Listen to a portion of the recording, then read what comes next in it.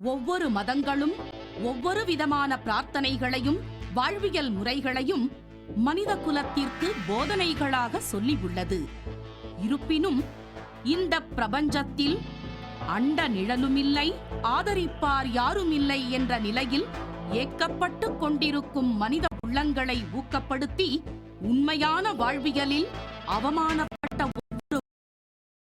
அவமானம் உண்டு என்ற ஆன்மீக உண்மையை மதங்களை கடந்து உலக நாடுகளில் உறுதிப்படுத்தி சர்வ மத ஜோதிட மகரிஷி என்று சிங்கப்பூர், மலேசியா, ஸ்ரீலங்கா உட்பட வெளிநாட்டு மக்களாலும் பத்திரிகைகளாலும் பாராட்டு பெற்றதோடு ஜோதிடம், ஆன்மீகம் உள்ளிட்ட துறைகளில் சிறந்த சேவைக்காக சாதனை சிகரம் ஆகிய விருதுகளும் பாராட்டுக்களும் பெற்ற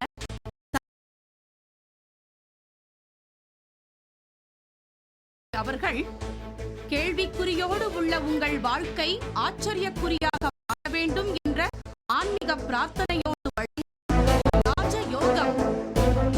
இனிய காலை வணக்கம் நேயர்களே.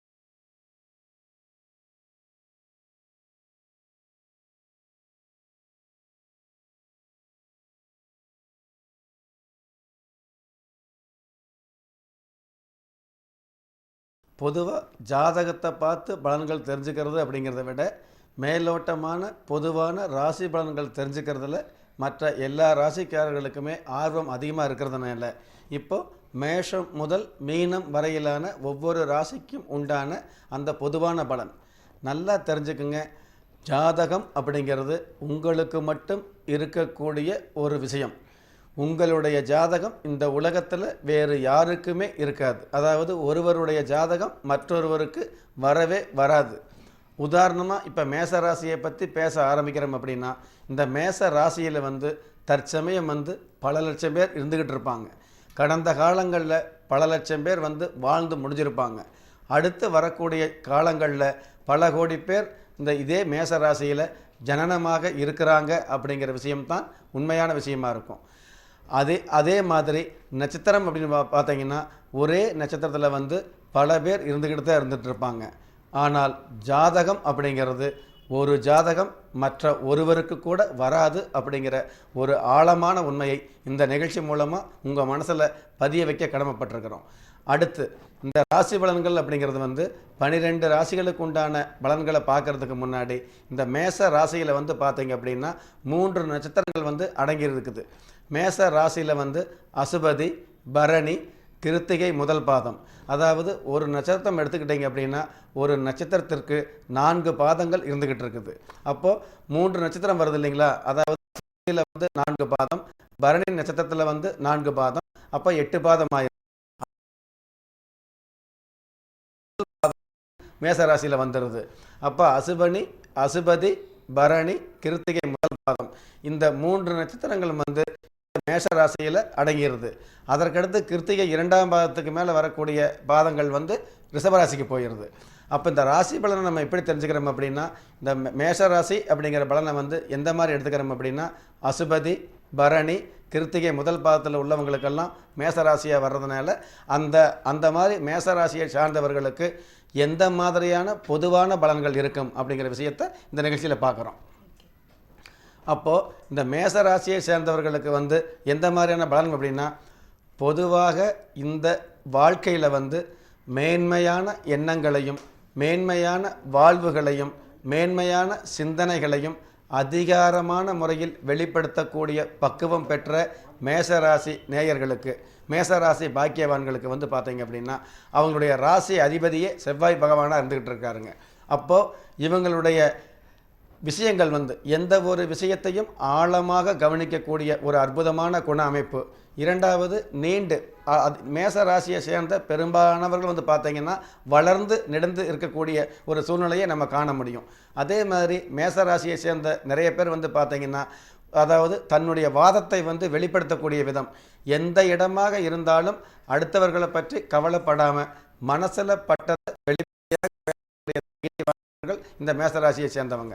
அதே மாதிரி இந்த மேசராசியை சேர்ந்தவங்க வந்து பார்த்தீங்க அப்படின்னா சின்ன வயசில் வந்து தன்னுடைய பிடிவாதத்தாலும் வேறு வகையான எண்ணங்களாலும் கல்வி கற்க வேண்டிய வயசில் ஒரு சில தடுமாற்றங்கள் ஏற்பட்டுக்கிட்டு இருந்தால் கூட கடைசி காலத்தில் அதாவது தன்னுடைய இளமை காலத்தில் ஒரு சிறு கஷ்டங்கள் ஒரு சில தடங்கல்கள் ஏற்பட்டாலும் கூட தன்னுடைய வாழ்க்கையில் வந்து சரியான வயசில் வந்து முறையான வாழ்க்கையை வாழ கற்றுக்கொள்ளக்கூடிய ஒரு மிகப்பெரிய பாக்கியம் பெற்றவங்களாக மேசராசியை சேர்ந்தவங்க இருந்துகிட்டு இருக்கிறாங்க. திறமைகள் இருந்தும் வறுமையில் வாடுகிறீர்களா?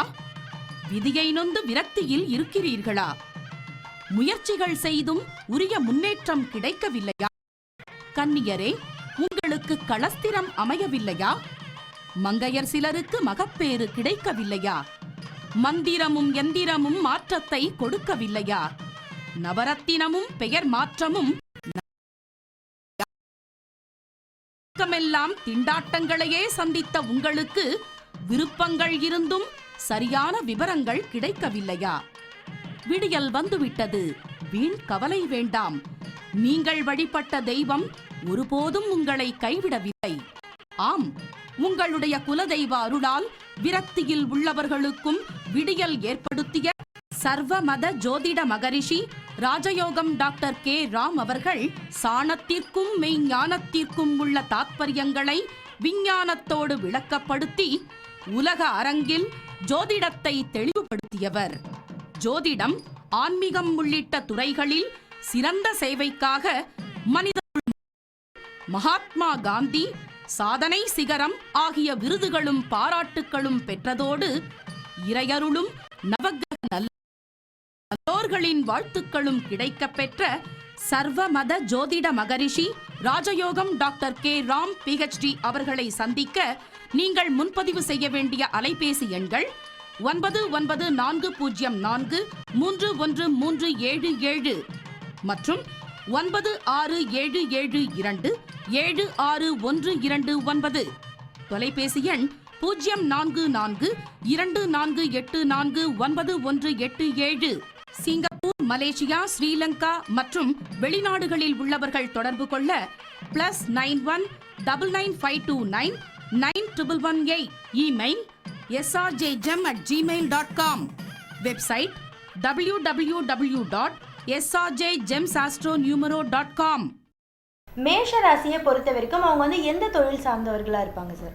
மேச ராசியை பொறுத்தளவுக்கு மேச ராசிக்கு அதிபதியாக செவ்வாய் பகவான் இருக்கிறதுனால நெருப்பு சம்பந்தப்பட்ட விஷயங்கள், நெருப்பு சம்பந்தப்பட்ட வகையில் தொழில் அமையிறது, இராணுவம் சம்பந்தப்பட்ட வகையில் அதிகாரமான தொழில், அதாவது உத்தியோகம் அமையிறது, அல்லது ஃபயர் சர்வீஸ் தீயணைப்பு துறையில் வந்து தொழில் அமையிறது, ஜீவனம் அமையிறது, அல்லது காவல்துறையில் வந்து ஐபிஎஸ் படிக்கக்கூடிய தகுதி, இது எல்லாமே வந்து இந்த செவ்வாய் பகவானுடைய ஆதிக்கம் உள்ள இந்த மேசராசியை சேர்ந்தவர்களுக்கு இருந்துக்கிட்டு இருக்கும். இதில் இன்னொரு விஷயம் நல்லா கவனிக்கணும். செவ்வாய் பகவானுடைய ஆதிக்கம் இருக்கக்கூடிய இந்த மேச ராசியை சேர்ந்தவர்களுக்கு ராசி அதிபதியாகிய செவ்வாய் பகவான் வந்து அவங்களுடைய ஜாதகப்படி வந்து பார்த்திங்கன்னா லக்னத்திற்கு 3, 6, 8, 11 இந்த மாதிரியான கெட்ட ஸ்தானங்களில் இருந்தது அப்படின்னா நட்டமில்லாத நன்மையை கொடுத்துட்டு போயிடுது அப்படிங்கிற விஷயத்தை திட்டமாக தெரிஞ்சிக்க வேண்டிய சந்தர்ப்பமாக இந்த நிகழ்ச்சியில் சொல்லிகிட்டு இருக்கிறோம். அதாவது ஜாதக ரீதியாக, ஜோதிட சாஸ்திர ரீதியாக நவ கிரகங்களில் ஒரு சில கிரகங்கள் பாவ கிரகங்களாகவும் சில கிரகங்கள் வந்து சுப கிரகங்களாகவும் ஜோதிட சாஸ்திரம் வர்ணிக்கப்பட்டு பிரித்து கொடுத்துருக்குது. இதில் வந்து செவ்வாய் பகவான் பாவ கிரகமாக இருக்கிறதுனால ராசி அதிபதியாகிய செவ்வாய் பகவான், அதாவது மேச ராசிக்கு அதிபதியாக செவ்வாய் பகவான் வர்றதுனால பொதுவாகவே சாஸ்திரப்படி பாவ கிரகங்கள் வந்து 3, 6, 11 இருந்து திசை நடத்துது அப்படின்னா அது நன்மையை கொடுக்கும்னு சொல்லியிருக்கு. இதே சாஸ்திரத்தில் வந்து 3, 6, 11 இந்த மாதிரி ஸ்தானங்கள் வந்து மறைவு ஸ்தானங்கள், கெட்ட ஸ்தானங்கள் அப்படிங்கிற மாதிரியான விஷயங்களை சாஸ்திரம் கொடுத்துருந்தாலும் இந்த கெட்ட கிரகமாக, அதாவது பாவ கிரகமாகவும் கெட்ட கிரகமாகவும் இருக்கக்கூடிய இந்த செவ்வாய் பகவான் வந்து இந்த லக்னத்திற்கு, அதாவது மேச ராசிக்கோ அல்லது லக்னத்திற்கோ வந்து இந்த மாதிரி 3, 6, 11 என்ற மறைவு ஸ்தானங்களில் இருந்து சஞ்சாரம் பண்ணிக்கிட்டு இருந்தாலோ அல்லது தன்னுடைய திசாபுத்தி நடந்துக்கிட்டு இருந்ததுனாலோ கெட்டவன் கெட்டிடில் கிட்டிடும் ராஜயோகம் அப்படிங்கிற அமைப்பில் வந்து பெரிய பெரிய பதவிகளையும் பெரிய பெரிய அதிர்ஷ்டங்களையும் அதிகாரமான வகையில் கொடுத்துட்டு போயிடுது அப்படிங்கிற விஷயத்தை மேசராசியை சேர்ந்த அன்பர்கள் தெரிஞ்சுக்கணும்.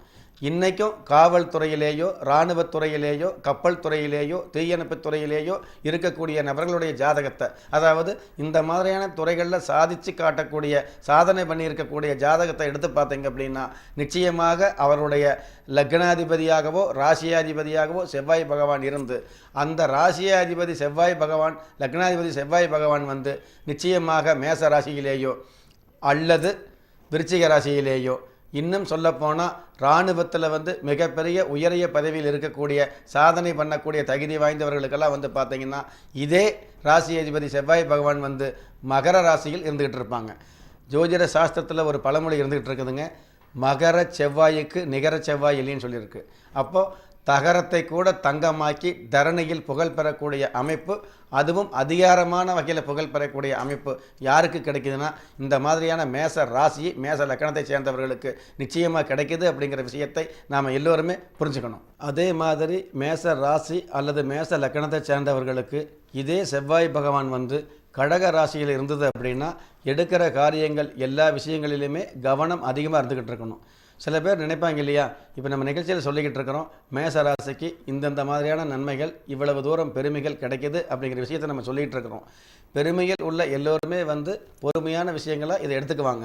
சில பேருக்கு வந்து நல்லது நடக்கலை அப்படிங்கிற பட்சத்தில் இந்த மாதிரி அதாவது நிகழ்ச்சியில் சொல்லிக்கிட்டு இருக்காங்களே நமக்கு இந்த மாதிரியான நன்மைகள் நடக்கலை அப்படிங்கிற பட்சத்தில் உள்ளவங்கள் வந்து உங்களுடைய ஜாதகத்தில் வந்து பார்த்திங்கன்னா இந்த மேச ராசியை சேர்ந்தவர்களுக்கு அல்லது மேஷ லக்னத்தை சேர்ந்தவர்களுக்கு ராசி லக்ன அதிபதியாக இருக்கக்கூடிய செவ்வாய் பகவான் வந்து நட்பு வீடுகளில் இல்லாமல் பகை வீடுகளில் இருக்கிறது, அல்லது இந்த மாதிரியான கடக ராசியில் வந்து இருக்கிறது, அல்லது சனி பகவானோடு சேர்ந்து இருக்கிறது. செவ்வாயும் சனியும் சேர்ந்து இருந்தது அப்படின்னா ஒரு ஜாதகத்தில் அந்த ஜாதகர்களுக்கு நிறைய தடங்கல்களும் அவமானங்களும் வேறு விதமான வில்லங்கங்களும் தேடி தேடி வந்துக்கிட்டு இருக்குங்கிற விஷயத்தை கூட சாஸ்திரம் சொல்லியிருக்குது. அதே மாதிரி அதே செவ்வாய் பகவான் வந்து கடகராசி அப்படின்னு கடகம் என்று சொல்லக்கூடிய அந்த ராசியில் வந்து நீச்சம் பெற்றது அப்படின்னா, அதாவது நீச்சம் அப்படிங்கிற அமைப்பில் இருந்தது அப்படின்னா, உங்களுடைய வாழ்க்கையில் வந்து எடுத்த காரியம் எதுலேயுமே வந்து ஜொலிக்க முடியாத ஒரு விஷயம், அதாவது கிணத்துக்குள்ளே இருந்து கத்துன மாதிரி எந்த விஷயமுமே வெளியில் தெரியாமல் ஒரு ஏமாற்றத்தோடு வாழக்கூடிய ஒரு அமைப்புகளை கொடுத்துக்கிட்டு இருக்கும். இதே மேசராசி மேச லக்கணத்தை சேர்ந்தவர்களுக்கு தன்னுடைய 33 வயதில் வந்து பார்த்தீங்கன்னா நெருப்பு சம்மந்தப்பட்ட வகைகளில் வந்து பார்த்தீங்கன்னா எதிர்பாராத கண்டங்கள் ஏற்படக்கூடியது. மேசராசியை சேர்ந்த பெண்களுக்கு வந்து பார்த்தீங்கன்னா சாதாரணமாக மிக்சியை யூஸ் பண்ணும் பொழுது எர்த்தடிக்கிறது அல்லது வந்து அடுப்பு வகையில் சமையல் செய்யும் பொழுது வந்து பார்த்தீங்கன்னா எதிர்பாராத வகையில் நெருப்பு காயம் ஏற்படுறது, இந்த மாதிரியான விஷயங்கள் எல்லாம் கொஞ்சம் அதிகமாக நடந்துக்கிட்டு இருக்கும். அப்போ இந்த மாதிரியான எதிர்மறையான விஷயங்களை வந்து தவிர்த்துக்கிறதுக்கு உங்களுடைய ஜாதகத்தில் வந்து மற்ற கிரகங்களுடைய நிலைமைகளை கவனித்து அதற்கு தகுந்த மாதிரியான பரிகாரங்கள், புனஸ்காரங்கள், வழிபாடுகள், பிரார்த்தனைகள், தான தர்மங்களை வச்சுக்கிட்டோம் அப்படின்னா நிச்சயமான ஒரு மேன்மையை அடைய முடியும். பொதுவாகவே மேசராசி அப்படின்னாலே கோபங்கள் கொஞ்சம் அதிகமாக இருந்துக்கிட்டு இருக்கும் அப்படிங்கிற எண்ணம் இருந்துக்கிட்டு இருக்குதுங்க. அவங்க எந்த ஒரு விஷயத்தையுமே படபடப்பாக, அதாவது செவ்வாய் பகவானுடைய ஆதிக்கம் உள்ள அவங்க ஒரு விஷயத்தை வெளிப்படுத்தக்கூடிய விதம் படபடப்பான விதத்தை தான் வெளிப்படுத்துவாங்க. அதாவது சுறுசுறுப்பு அப்படிங்கிறது எல்லோராலும் ஏற்றுக்கொள்ளக்கூடிய விஷயமா இருந்துக்கிட்டு இருக்கும். அதே சுறுசுறுப்பு கொஞ்சம் அதிகமாக போச்சு அப்படின்னா படபடப்பு அப்படிங்கிற ஒரு தாத்பரியத்துக்கு வந்ததுக்கப்புறம் அதை எல்லோருமே வந்து ஒரு வகையில் ஏற்றுக்காத ஒரு சூழ்நிலை இருந்துக்கிட்டு இருக்கும். அதனால் கொஞ்சம் பொறுமையும் ஓரளவு நிதானத்தையும் எடுத்துக்கிட்டோம் அப்படின்னா இந்த மேச ராசிக்காரர்கள் இந்த ராசிக்கே உண்டான மேன்மையை இந்த உலகத்தில் எட்டி பார்க்க முடியும், அடைய முடியும் அப்படிங்கிற விஷயத்தை தெரிஞ்சுக்கலாம். ரெண்டாவது, மற்றவங்க சொல்ல விஷயத்தையெல்லாம் மதிக்கக்கூடிய மேசராசிக்காரர்கள் தன்னுடைய வீட்டில் சொல்லக்கூடிய விஷயத்தை மட்டும் ஏற்றுக்க மாட்டாங்க. மற்றவங்களை மதிக்க தெரிஞ்சவங்க பெற்றவங்களை மதிக்க தெரியாத அளவுக்கு இருந்துக்கிட்டு இருக்கக்கூடிய இந்த நிலைமைகளையும் நீங்கள் மாற்றிக்கிட்டீங்க அப்படின்னா ஓரளவு அப்படிங்கிறத விட உன்னதம் அப்படிங்கிற நிலையை நிச்சயமாக அடைய முடியும் மேசராசியை சேர்ந்தவங்க. அதே மாதிரி மேசராசியை சேர்ந்த பெண்களுக்கு வந்து பார்த்தீங்க அப்படின்னா குடும்பத்தில் வந்து தன்னுடைய திருமண வயதுக்கு அப்புறம் பார்த்தீங்க அப்படின்னா திருமணம் ஆனதுக்கப்புறம் என்னதான் கணவர் வந்து அதிகாரமான வகையில் கணவர் இருந்தால் கூட மனைவியுடைய ஆலோசனைப்படி தான் அந்த குடும்பத்தில் முக்கியமான முடிவுகள் எடுக்கக்கூடிய ஒரு அற்புதமான சூழ்நிலைகள் அமைஞ்சுக்கிட்டு இருக்கும்.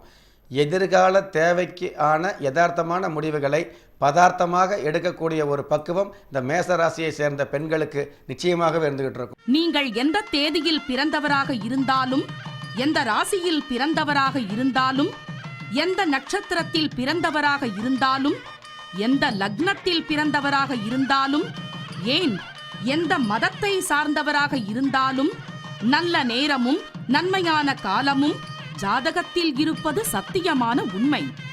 ஆம், பிரபஞ்சத்தில் உங்களுக்காக விதிக்கப்பட்டுள்ள சுப பாக்கியங்களை உங்களுடைய ஜாதகம், கைரேகை, எண் கணிதம், பிறந்த தேதி மற்றும் பிரசன்ன சாஸ்திரப்படி ஆய்வு செய்து கடவுளின் பேரருளால் கரு உருவான கால ஜோதிடத்தை கண்டுணர்ந்து அஸ்ட்ரோபயோரித சூட்சுமப்படி அதிர்ஷ்ட தேவதைகளின் அனுக்கிரகத்தோடு குலதெய்வ பூஜையும் நவக்கிரக ஆசியும் பஞ்சபூத பாக்கியமும் ஆதிக்கமாக பெற்ற அதிர்ஷ்ட ரத்தினத்தை ஆன்மீகத்தோடு வழங்கும் ஒரே ஸ்தாபனம் எஸ்ஆர்ஜே ஜெம்ஸ் ஜுவல்லர்ஸ்.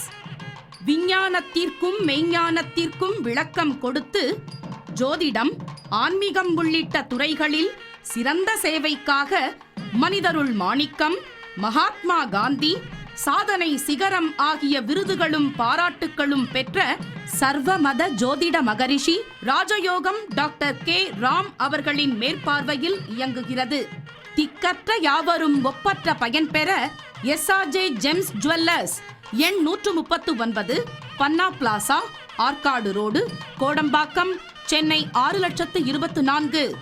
அலைபேசி எண்கள் 9940431377, 9677276129. தொலைபேசி எண் 0424849187. சிங்கப்பூர், மலேசியா, ஸ்ரீலங்கா மற்றும் வெளிநாடுகளில் உள்ளவர்கள் தொடர்பு கொள்ள +91 99529 9118. Email srjgem@gmail.com.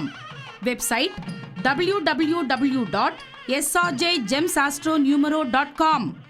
9 நம்பர் வரக்கூடிய நாட்களில் பொதுவாகவே மேச ராசி மேச லக்கணத்தை சேர்ந்தவர்களுக்கு பொதுவான எண்ணாக 9ஆம் நம்பர் உபயோகமான நம்பராக இருந்துகிட்டு இருக்கும். இந்த 9 தேதி வரக்கூடிய நாட்களில் வந்து முருகப்பெருமானுடைய வழிபாடு, திருமணம் ஆகாத நபர்கள் வந்து திருமணம் ஆக வேண்டி நீங்கள் வழிபாடு வச்சுக்கிட்டீங்க அப்படின்னா 9ஆம் தேதி வரக்கூடிய நாட்களிலேயோ செவ்வாய்க்கிழமை வரக்கூடிய நாட்களிலேயோ முருகப்பெருமானுக்கு நெய் விளக்கு, அகல் விளக்கு தான் ஏற்றணும். எவ்வளவு வசதி இருந்தாலும் மண் விளக்கு, அகல் விளக்கு ஏற்றி 9 அகல் விளக்கு முருகப்பெருமானுக்கு ஏற்றி காலை அல்லது மாலை நேரங்களில் வழிபாடு வச்சுக்கிட்டீங்க அப்படின்னா உங்களுடைய பிரார்த்தனைகளுக்கு உண்டான பலன் ஓரளவு கிடைக்க ஆரம்பிக்கும்.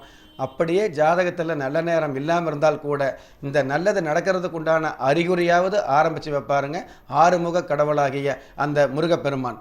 உங்களுடைய வாழ்க்கையில் பொதுவாகவே ஒவ்வொரு கடவுளையும் ஒவ்வொரு ராசிக்காரர்கள் வழிபடக்கூடிய அமைப்பு இருந்துகிட்டு இருந்தாலும் இந்த ஆறுமுக கடவுளை மட்டும் வழிபாடு மேசராசியை சேர்ந்தவங்க வச்சுக்கிட்டாங்கன்னா, அதாவது உங்களுடைய வாழ்க்கையில் ஏறுமுகம் கிடைக்கணும் அப்படின்னா இந்த ஆறுமுக கடவுளை வழிபாடு வச்சுக்கலாங்க மேசராசியை சேர்ந்தவர்கள். எல்லா கடவுள்களும் எல்லா ராசிகளுக்கும் நல்லது பண்ணக்கூடிய அனுகிரகத்தில் இருந்தால் கூட இந்த மேச ராசிக்காரர்களுக்கு 9 அல்லது செவ்வாய் இந்த மாதிரி தேதி கிழமைகள் வந்து பார்த்திங்கன்னா வழிபாடு வச்சுக்கும் பொழுது அந்த வழிபாட்டுக்கு உண்டான ஒரு தெளிவு நிச்சயமாக கொடுக்கக்கூடிய அமைப்பில் இருந்துக்கிட்டு இருக்குதுங்க அனுகூலமான சூழ்நிலைகள். அதே மாதிரி இந்த மேசராசியை சேர்ந்தவர்கள் வந்து தன்னுடைய விஷயம் எதுவாக இருந்தாலும் எல்லோரிடத்திலும் தெரியப்படுத்துறதை வந்து கொஞ்சம் கட்டுப்படுத்திக்கணும். அதே மாதிரி ஒரு சில விஷயங்களை வெளியில் வந்து தெரியப்படுத்துகிற விதம் வந்து அணுகுமுறை அப்படிங்கிறதுல வந்து ஒரு அமைதியான அணுகுமுறையை, ஒரு ஆரோக்கியமான அணுகுமுறையை கடைப்பிடிச்சிக்கிட்டு இருந்தீங்கன்னா பாதகமான சூழ்நிலைகளை கூட சாதகமான சூழ்நிலைகளாக மாற்றி காட்டக்கூடிய வல்லமை இந்த மேசராசிக்கு இருந்துகிட்டு இருக்குதுங்க.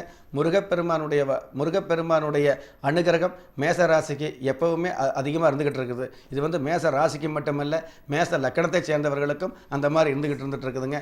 அதனால் இன்னும் சொல்லப்போனால் மேச ராசியை பொறுத்தளவுக்கு தன்னுடைய ராசிக்கு அடுத்து 2ஆம் வீடு, மேச லக்கணத்தை பொறுத்தளவுக்கு லக்கணத்துக்கு அடுத்து 2ஆம் வீடு சுக்கிர பகவானுடைய ஆதிக்கம் உள்ள வீடாக இருக்கிறதுனால அமையக்கூடிய மனைவி மூலமாக பெரும் தனமும் பெருமையான வாழ்வும் அமையக்கூடிய பாக்கியமும் இருந்துக்கிட்டு இருக்குது. அப்போ நம்ம என்ன பண்ணணும் அப்படின்னா, திருமண வயது வரக்கூடிய காலங்களில் வந்து பொருத்தம் பார்த்து, அதாவது நட்சத்திர பொருத்தம் பார்த்து பண்ணக்கூடிய திருமணம் அப்படிங்கிறத விட ஜாதக பொருத்தம் பார்த்து பண்ணக்கூடிய திருமணம் திருத்தமான ஒரு வாழ்க்கையை வாழக்கூடிய அமைப்பை நிச்சயமாக கொடுக்கும் அப்படிங்கிற விஷயத்தையும் இந்த மேசராசியை பொறுத்தளவுக்கு, மேஷ லக்கணத்தை பொறுத்தளவுக்கு நாம் தெரிஞ்சுக்கலாம். 5 பஞ்சபூதங்களின் ஆசீர்வாதமும் அனைவருக்கும் கிடைப்பதற்குண்டான பிரார்த்தனையோடும் வாழ்த்துக்களோடும் நன்றி. என்ன நேயர்களே, இன்றைய நிகழ்ச்சியை பார்த்து ரசிச்சிருப்பீங்க. கண்டிப்பாக அடுத்த நிகழ்ச்சியில் இன்னும் நிறைய தகவல்களோடு உங்களை சந்திக்கிறோம். நன்றி, வணக்கம். சர்வ மத ஜோதிட மகரிஷி ராஜயோகம் டாக்டர் கே ராம் PhD அவர்களை நேரில் சந்திக்க முன்பதிவிற்கு தொடர்பு கொள்ள வேண்டிய முகவரி SRJ ஜெம்ஸ் ஜுவல்லர்ஸ், எண் 139, பன்னா பிளாசா, ஆற்காடு ரோடு, கோடம்பாக்கம், சென்னை 6,24,000. அலைபேசி எண்கள் 9940431377, 9677276129. தொலைபேசி எண் 0424849187. சிங்கப்பூர், மலேசியா, ஸ்ரீலங்கா மற்றும் வெளிநாடுகளில் உள்ளவர்கள் தொடர்பு கொள்ள +91 995299118. Email srjgem@gmail.com. Website www.srjgemsastronumero.com.